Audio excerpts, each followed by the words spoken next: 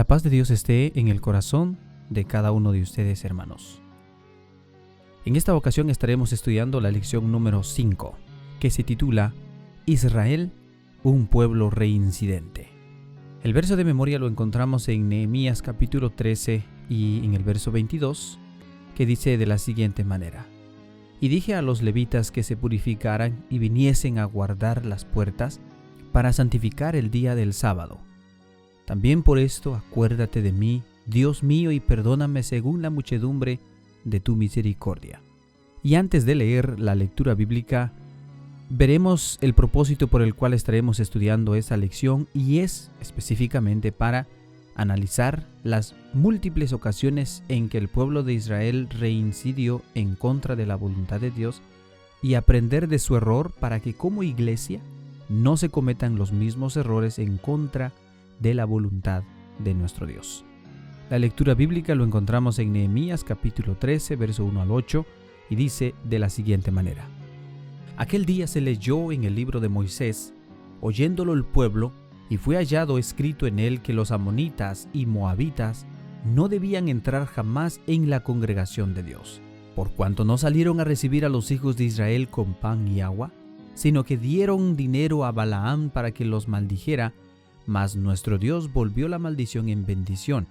Cuando oyeron pues la ley, separaron de Israel a todos los mezclados con extranjeros, y antes de estos el sacerdote Eliasab, siendo jefe de la cámara de la casa de nuestro Dios, había emparentado con Tobías y le había hecho una gran cámara en la cual guardaban antes las ofrendas, el incienso, los utensilios, el diezmo del grano, del vino y del aceite, que estaba dado dar a los levitas, a los cantores y a los porteros y a las ofrendas de los sacerdotes. Mas a todo esto yo no estaba en Jerusalén, porque en el año 32 de Artajerjes, rey de Babilonia, fui al rey, y al cabo de algunos días pedí permiso al rey para volver a Jerusalén, y entonces supe del mal que había hecho Eliasab por consideración a Tobías, haciendo para él una cámara en los atrios de la casa de Dios. Y me dolió en gran manera, y arrojé todos los muebles de la casa de Tobías fuera de la cámara, y dije que limpiase las cámaras, e hice volver allí a los utensilios de la casa de Dios, las ofrendas y el incienso. En esta lección queremos empezarla dando a conocer el significado de la palabra reincidir, y según el diccionario significa reiteración de una misma culpa o defecto, como también circunstancia agravante de la responsabilidad criminal que consiste en haber sido el reo condenado antes por un delito. Reincidir entonces es volver a caer o incurrir en un error fatal o delito. Dando una mirada a la ley de Moisés, vemos que está prohibido que los amonitas y los moabitas participen en ciertas fiestas y conmemoraciones solemnes de Israel. Estos eran despreciados por las costumbres que tenían, entre ellas la práctica del incesto. En la Biblia, vemos cómo Nehemías declara que cuando el pueblo de Israel escuchó la ley que les prohibía mezclarse con los idólatras, separaron de Israel a todos los que se habían mezclado con extranjeros. Tal era el poder de la ley sobre la mente y el corazón de los israelitas que lograba hechos tales como lo hemos descrito. También se relata en una serie de formas que Nehemías instituyó antes de regresar temporalmente a Babilonia. En efecto, el rey Artajerjes le había pedido que regrese a Persia, pero luego de resolver ciertas cuestiones y asesorarles, le permitió viajar nuevamente a Israel. Al regresar, luego de un tiempo de ausencia en Jerusalén, tal vez por haber escuchado ciertos rumores sobre la sombría situación que se podía ver en el pueblo de Israel, después que se produjo su partida, y porque muy probablemente hayan llegado a sus oídos las versiones sobre los líderes corruptos que habían asumido el gobierno de la ciudad. Aunque no puede establecerse precisamente cuánto tiempo estuvo ausente y cuándo se produjo el regreso, se cree que fue alrededor del año 430 y 425 a.C. Como dijimos, si bien el pueblo había pactado con Dios con estas cuestiones, no casarse con idólatras, guardar fielmente el sábado y ocuparse del templo y su personal mediante los diezmos y las ofrendas, el pueblo vuelve a caer en ciertas prácticas que eran una violación de la promesa que habían realizado con Dios. Ya de regreso, Nehemías encontró a los israelitas muy descuidados en su devoción a Dios. El pueblo había dejado de devolver los diezmos y las ofrendas y, entre otras cosas, comenzaron a usar las salas del templo para otros fines, alejados de la adoración del Señor. Entre las prácticas que mencionábamos, Nehemías encontró que se dejó de guardar el sábado correctamente, como lo vimos en la lección pasada, e incluso se volvieron a celebrar matrimonios con personas que pertenecían a las naciones vecinas. Lo peor de todo es que los dirigentes que él había dejado a cargo fueron los que contribuyeron al establecimiento de tal estado de cosas, produciendo un deterioro de la relación de los israelitas con Dios. No es de extrañar, al encontrarse con todas estas situaciones, que Nehemías haya quedado devastado cuando se enteró de cuánto habían cambiado el pueblo desde su corta ausencia. Pero, no obstante, el cuadro con que se encontró, lejos de aceptarlo, intervino para la gloria de Dios. Entre otras cosas, este tema que estamos analizando evidencia una preocupación respecto a los extranjeros, porque estos eran idólatras que se encontraban en medio de ellos, y como expresamos más arriba, la idolatría estaba prohibida.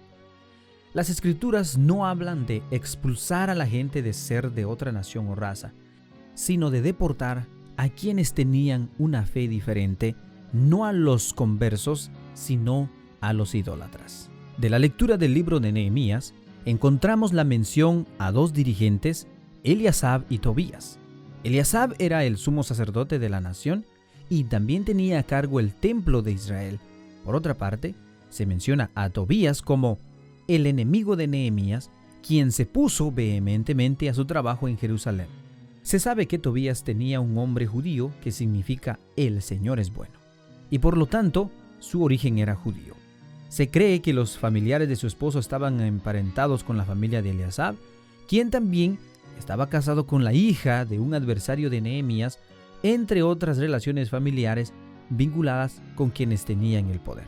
De lo dicho, es fácil deducir que existía un círculo de intriga en el que debía moverse Nehemías, que debe haber sido muy intenso en las relaciones de parentesco, ya que los funcionarios de más alto rango de la región estaban, como dijimos, emparentados y allí como también aliados contra el liderazgo de Nehemías.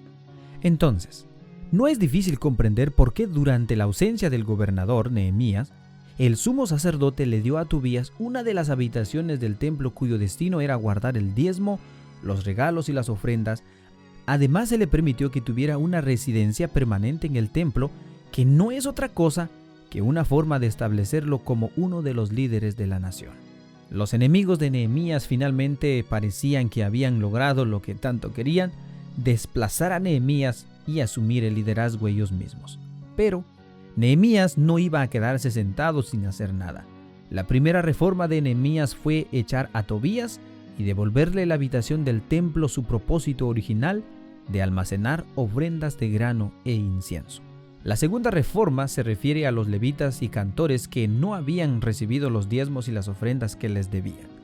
Tal vez el pueblo se desanimó por la mala administración del templo y, con consecuencia, no daban sus diezmos y sus ofrendas.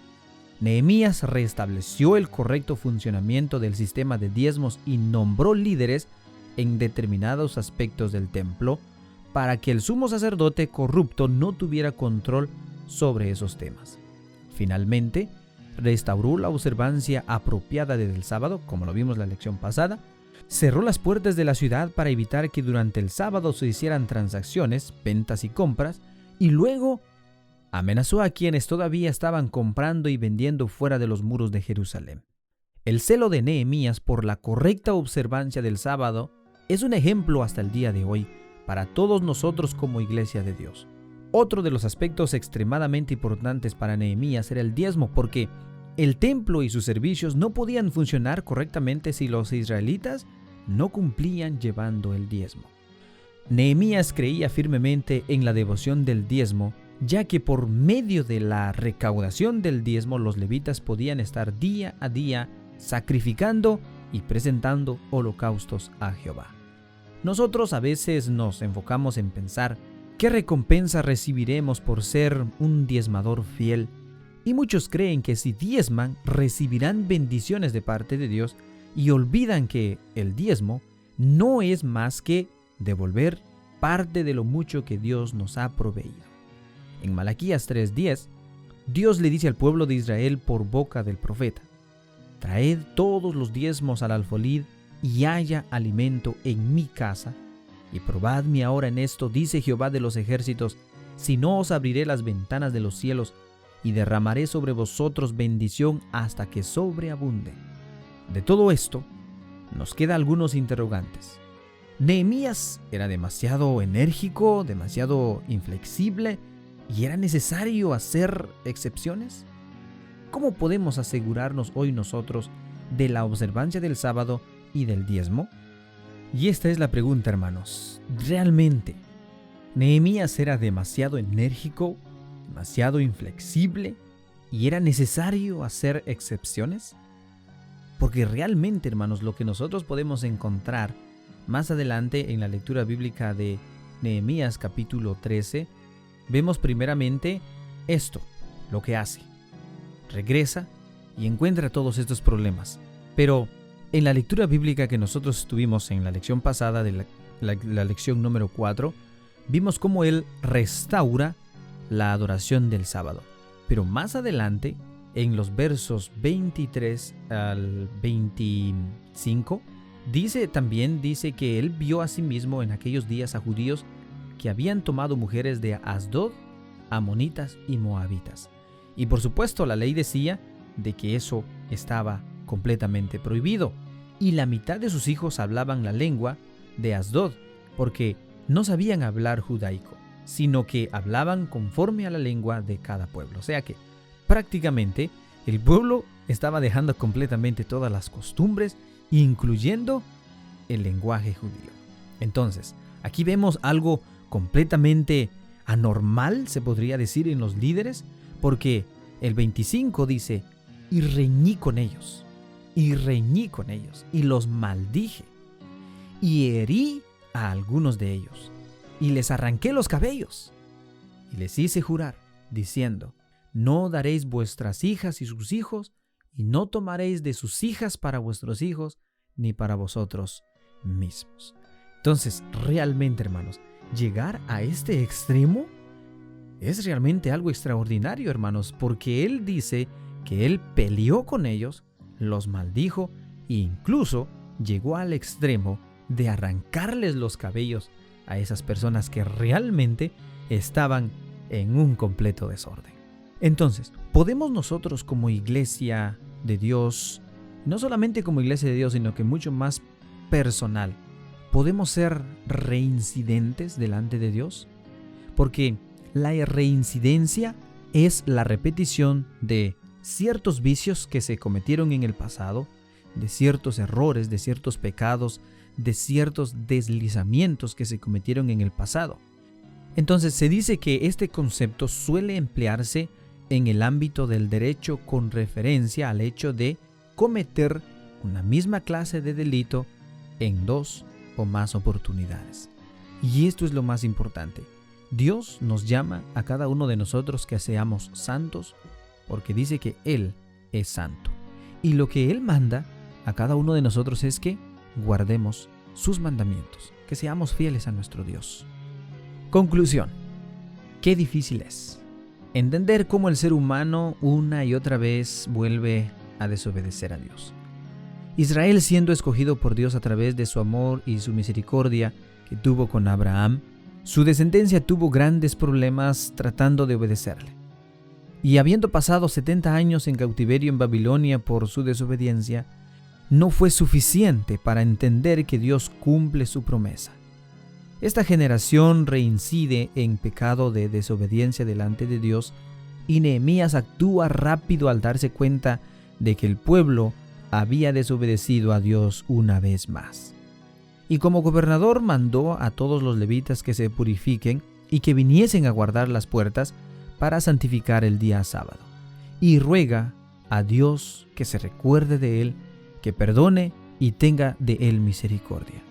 Este ejemplo tiene que ser tomado en serio por todos nosotros que formamos la Iglesia del Dios vivo como parte del cuerpo de Cristo que somos. Evitemos sufrimientos y consecuencias innecesarias por el pecado.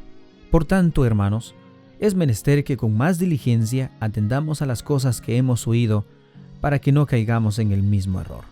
Porque si la palabra dicha por medio de los ángeles fue firme, y toda transgresión y desobediencia recibió justa paga de retribución, ¿cómo escaparemos nosotros si descuidamos una salvación tan grande? Les invitamos, hermanos, a que juntos estudiemos la próxima lección la próxima semana, la lección número 6, que se titula Jehová, un Dios de perdón. Que la paz de Dios esté con cada uno de ustedes.